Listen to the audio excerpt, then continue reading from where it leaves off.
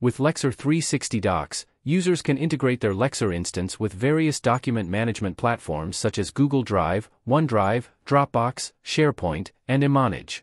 To begin, you must download these apps from the Lexzur Marketplace.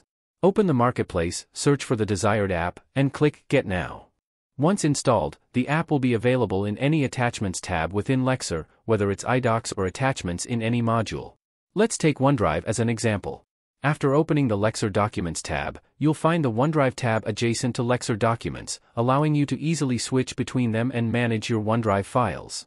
The first time you access OneDrive, you'll need to sign in with your account. Each integration mirrors the folder structure of the corresponding platform. For example, when users click the OneDrive tab, files and folders are displayed exactly as they would appear in OneDrive. This applies to all integrations. Users can also perform quick actions on their files and folders within Lexzur, such as renaming, uploading, and downloading files directly from OneDrive or other platforms, all without leaving the Lexzur interface.